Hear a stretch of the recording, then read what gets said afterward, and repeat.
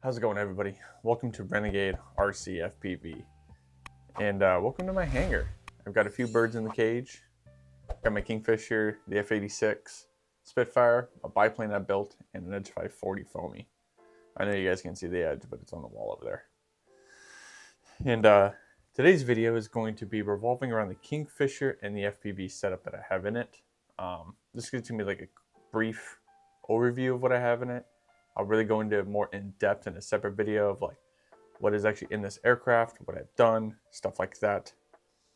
But yeah, this the flight after this little spiel is the first time I've ever flown FPV. I've wanted to fly FPV for quite some time, saved up some money, and finally got all the stuff I needed. I actually found stuff on sale or like secondhand on Facebook and whatnot. So it all worked out pretty well. I didn't go with like really cheap analog systems. I went with digital FPV because I want the range. I know analog is more low latency, but I really haven't noticed any issues whatsoever with latency with the digital system of the couple times I've flown. But yeah, it's fun. I thoroughly enjoy flying FPV because I've been flying since about 7 years old. And so I've been flying for about 24 years now. I actually started on a Spitfire, and I still have a Spitfire on the wall. It's my favorite aircraft of all time.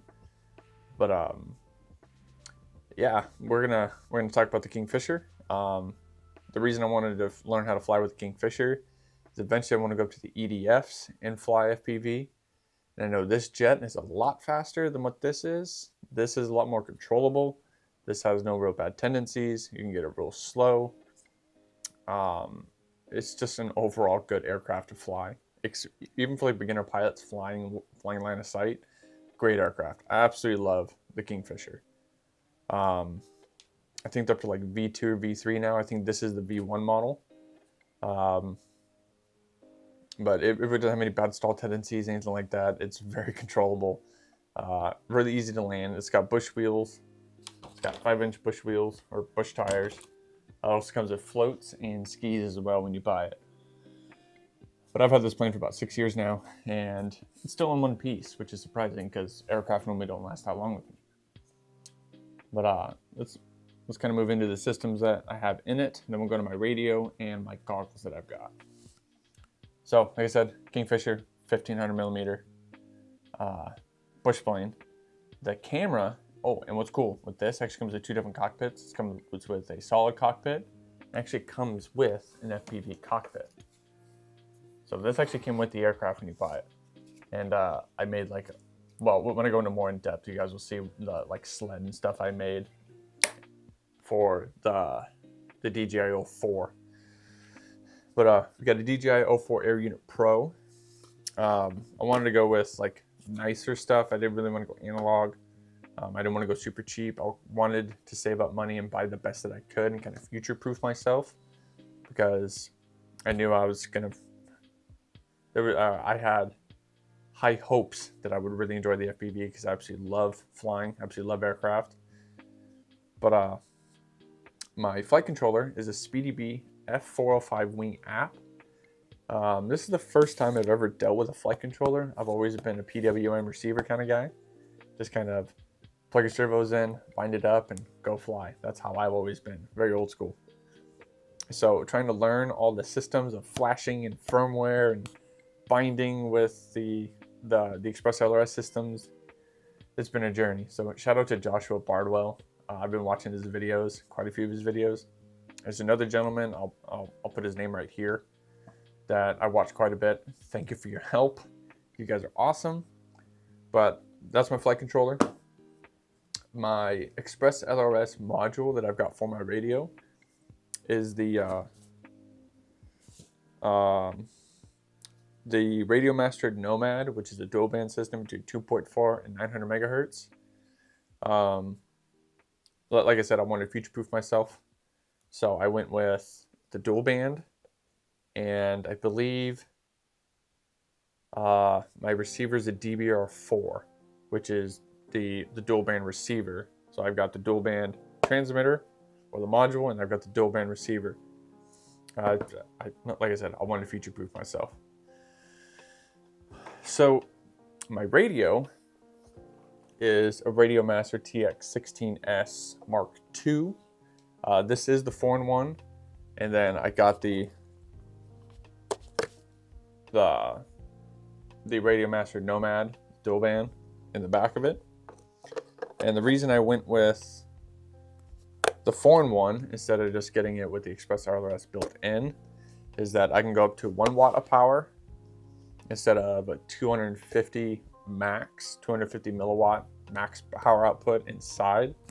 Because from what I researched, like what Joshua Bardwell said, this has its own independent cooling. The internal can't keep as cool as what the outer can do. So I went with the 4-in-1 so I can bind up to my other aircraft, like my foamies and just other miscellaneous aircraft. So if I buy an aircraft off Facebook and this comes with a random receiver, I can bind up to it and fly it. And then if I want to fly long range or FPV, I just turn on my external RF or my external transmitter and turn on whatever FPV plane I have and go fly FPV. Then I can bring it back, land it, swap over to my internal transmitter or internal RF and fly my foamies same day. So that's why I went with the 4-in-1 and then added the Express ELRS module on the back of it. Now my goggles are the DJI Integras. I was looking at the 3s, but I really like the Integras. They're real small. I really like them. They're small, they're lightweight. You still have full 1080 in the goggles, because they really haven't had full 4K to the goggles. I know the 04 Air Unit Pro can go up to 4K at 120 frames a second with stabilization. But I was looking at the 3s because they were like what, $400 or $500 right now. I found these for one hell of a deal on Facebook Marketplace, and as soon as I found them, I shot the guy a message and I'm like, hey, are these available? He's like, yes, they are. I'm like, I am on my way. I drove 2 hours to go grab these. I got them for a steal. He basically bought these and realized he couldn't bind up to his drone that he had, his DJI drone. So he ended up buying the 3s, and these just sat in his house for like a year. So these were basically brand new when I picked them up from him. And yeah, that's basically an overview of what I'm running in this aircraft. Eventually, we're going to go to full head tracking in the Spitfire, full head tracking in the F-86, because this is the FMS 80mm F-86. I believe this is the V1. This is the older model. The cockpit's different. The hatch is different. The retainment system's different. Like, trying to find parts for this plane, it's kind of been a pain in the butt. I bought this off Facebook for like $150. So it's less than half of what a brand new one of these are. And this actually has a PWM receiver in it, and eventually it will go to full head tracking FPV. But I want to learn how to fly on the Kingfisher, get real good flying FPV, build my skills as a pilot, and go to the Spitfire with head tracking, then the F-86, and then I'm going to the free wing F-18 90mm, and then I think the A10. I want to try to find a V1 A10 because I actually have the cockpit for it that I was building a scale cockpit for it. But if it presents itself, I'll get the V2 because the V2 looks pretty sweet too. But I want to go large scale aircraft and fly them FPV, like the Blitz RC Works P40E Warhawk. That's a 2-meter wingspan. Like, I want to go big. I want to feel like it is like I'm legit flying that aircraft with the same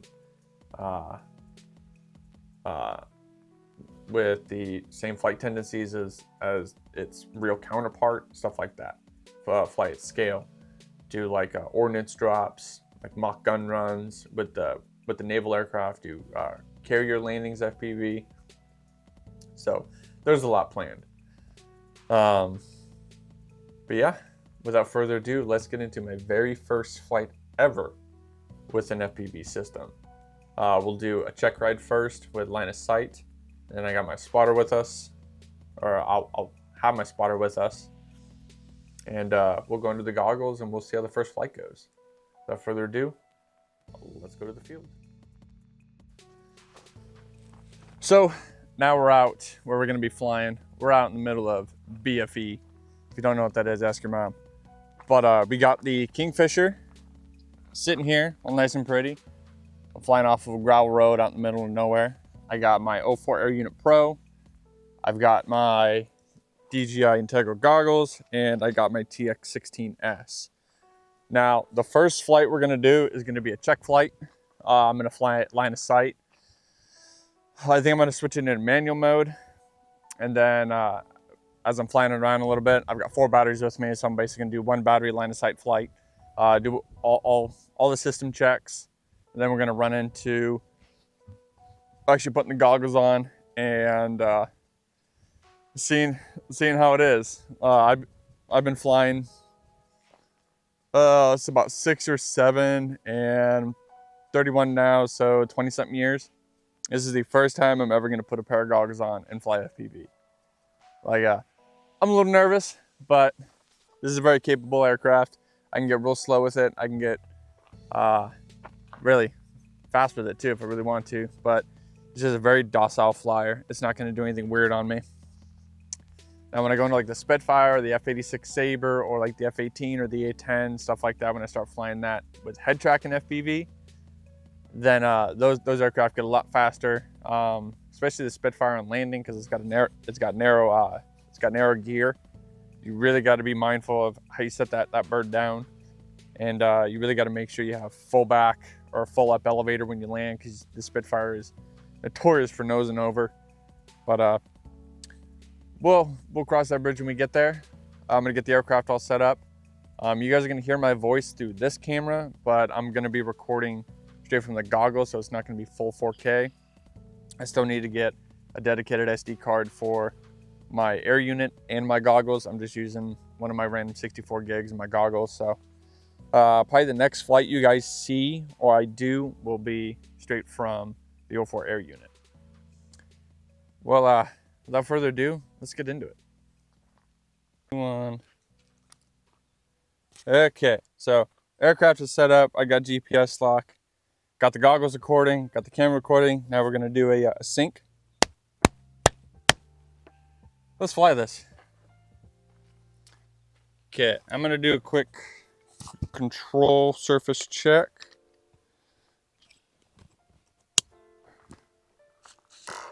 Take off manual mode, left, right, up, down, left, right.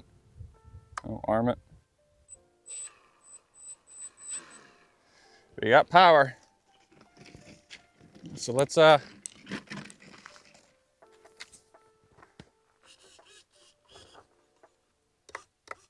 everything's working as it should. Let's do a quick power check. Power's good. I gotta take off going this way. Gotta turn the aircraft around. Let's this bird up in the air.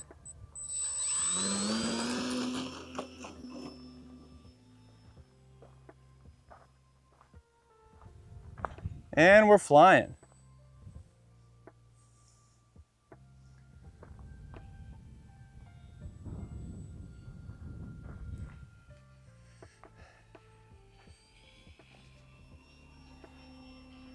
She wants to point to the wind real bad. Let's go into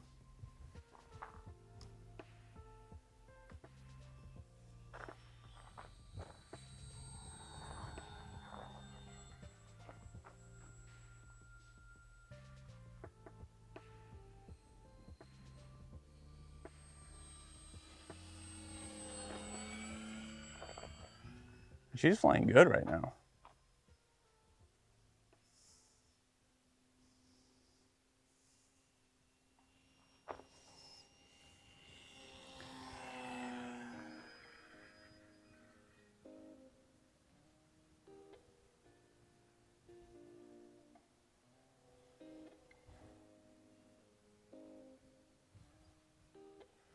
Do a low pass down the runway.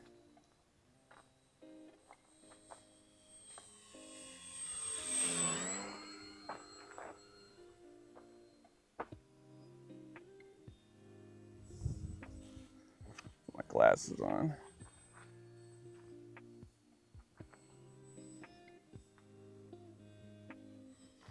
It feels good in manual mode. That's what I'm normally used to.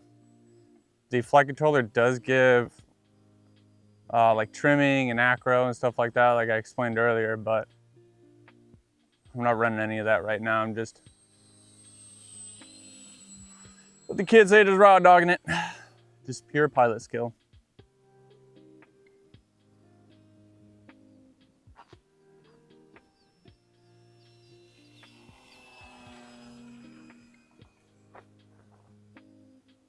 Seems like the wind's coming from behind me now. So we're gonna bring her in for a landing, check everything, and then hopefully we'll throw the goggles on.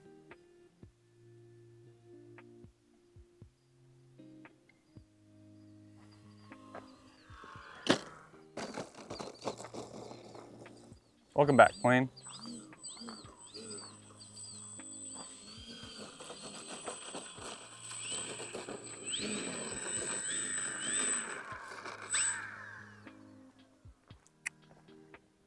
Bueno.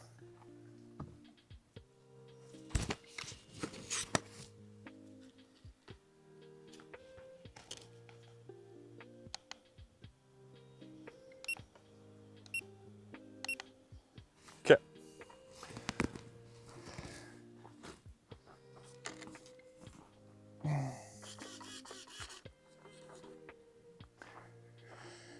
Oh, well, that was fun.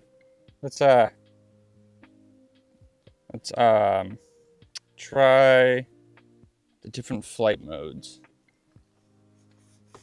Because one of them is like a stabilization mode. Doesn't have that much throw. Kind of a little gusty, so I don't know. I might wait on that one. We'll disarm.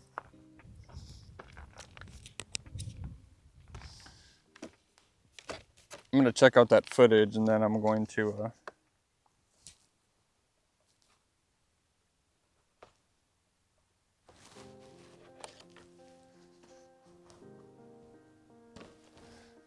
check out that footage and see what it looked like. So I'll be back with you guys in a second.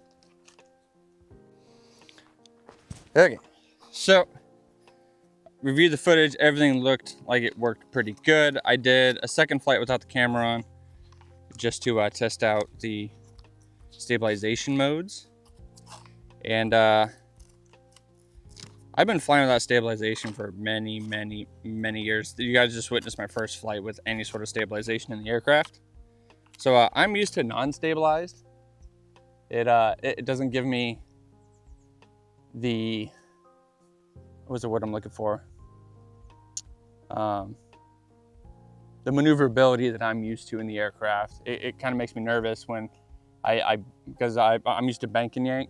I learned on a park zone Spitfire many years ago, and I had no rudder, so I was just a bank and yank flyer, and I kind of still fly that same way. So I'm trying to learn how to use rudder now, but the stabilization I still need to mess with a little bit to kind of keep like I think it's altitude hold, stuff like that, because whenever I let go of the sticks, it likes to kind of nose down. So I'm gonna have to adjust those. I've actually got my laptop with me to adjust those. So turn the radio on.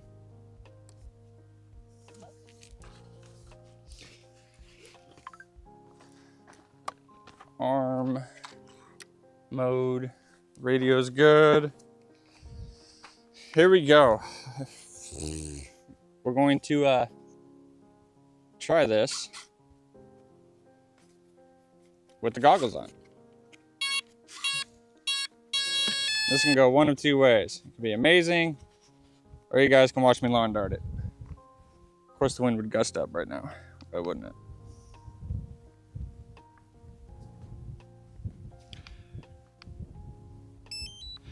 But I'm sorry about that recording thing.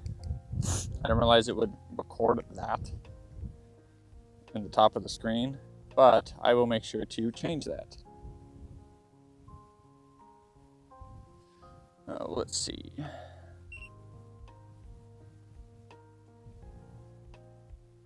Air unit in low power state. Hello, crotch. Okay.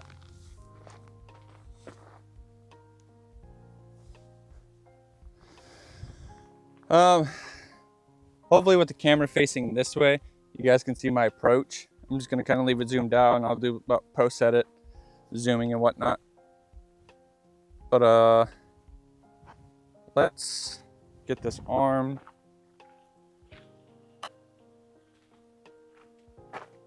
Okay, everything's armed. We'll go record and we're good. Now let's get our sync. Okay, audio should be synced now. Let's give this a whirl. Kind of got, be landing with a crosswind. It's gonna kind of suck. Like it really don't matter which way we go. I'm gonna be dealing with crosswind either way.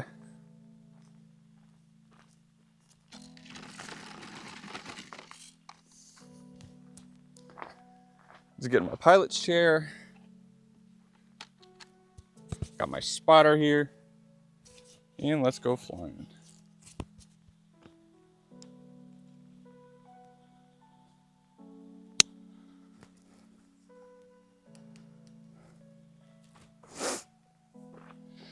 Oh, sit in my nice fancy chair. We'll go into manual mode.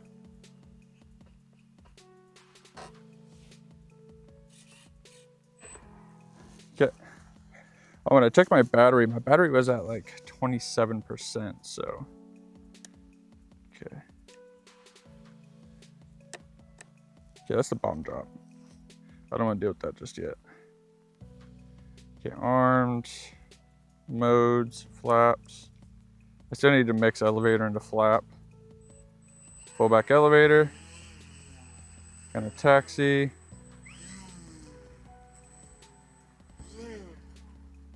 Keep full up. I'm nervous. You guys nervous? This is the moment I've all been waiting for. Ain't nothing to it, just to do it. And we're flying under goggles.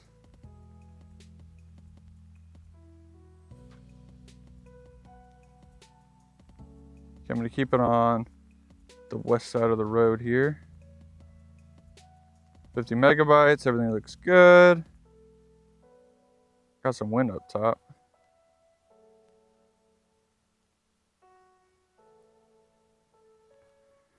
My OSD isn't showing up for some reason. I need to figure that out.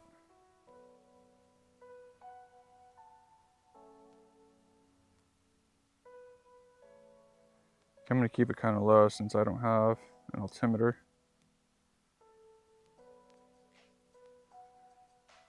Woo. Have to correct just a bit of rudder.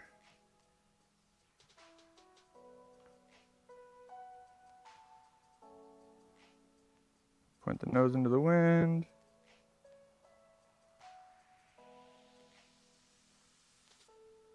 $44, $45, $43.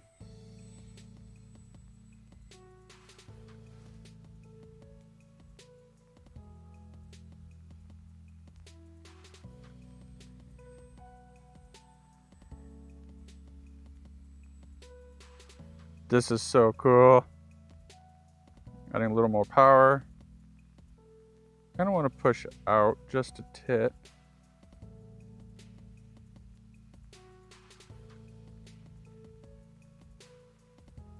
We still got full control of the aircraft.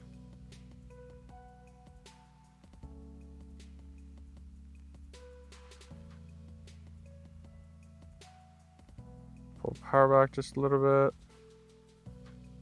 Gonna add more power. Oop, that was a tight turn.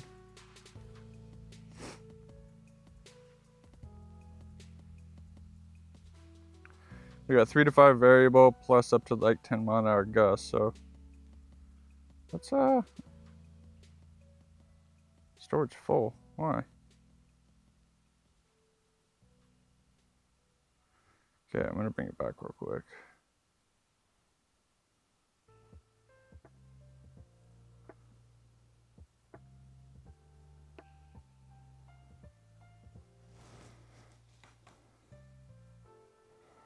We don't want to do this while I'm flying.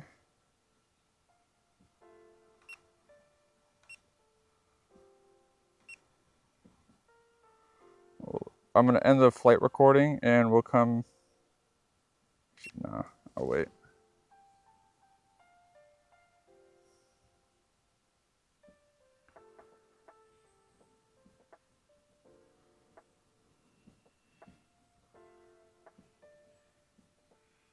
More rudder into it. Now comes the fun part. I'm gonna give myself a long approach.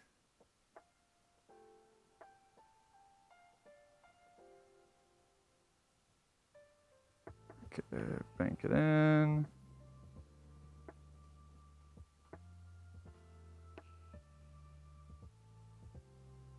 Whoa.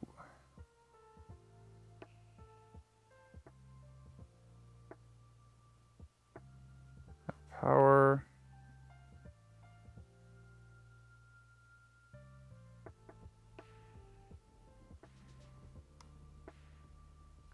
And we're on the ground.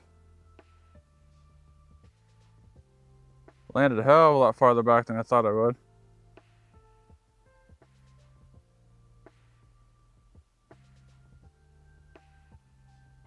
Feels like a little car coming down the road.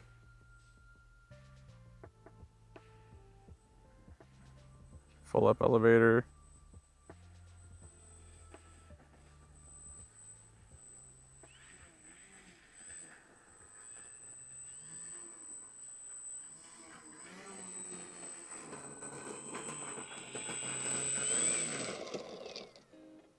And we're back.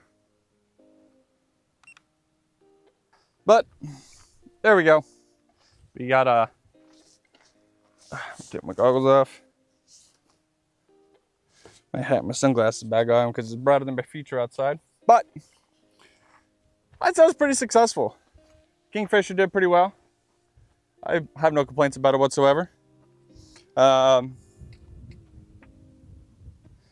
Absolutely love my TX16s. I've been flying, like I saw earlier, I've been flying the FSI6, not the i6X. I used my X for simulator stuff, like I said earlier, and I got a ton of time on simulator flying FPV. This is my first time ever getting out and flying actually under goggles and actually dealing with like the SpeedyBee F405 wing app, or like just flight controllers in general. I've never dealt with that before, so I was interested in trying to learn all that, and trying to learn the goggles and all that. I'll have everything I have or that I'm using for this setup down in the description.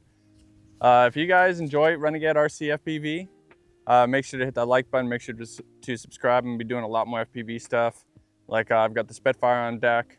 I got the F-86 Sabre, and then I've got a couple of aircraft that I'm looking at, like the Super Tucano or the A10, or the not the FMS, but the Free Wing A10 Warthog, the Free Wing 90mm F-18. So all that's gonna be coming soon. I want to do like actual, like with the F-18 doing carrier ROP, so like the A10 doing gun runs, mock gun runs and bomb drop stuff, because I've actually got the bomb drop system on, or I guess the object drop system on my Kingfisher. I'll probably make a video kind of explaining what I want to do with the FPV stuff. Like one thing I thought of was search and rescue, like you put a little GPS locator inside of, almost looks like an external fuel tank that goes underneath the aircraft, and when you drop it, you better find that GPS marker. So like search and rescue, stuff like that.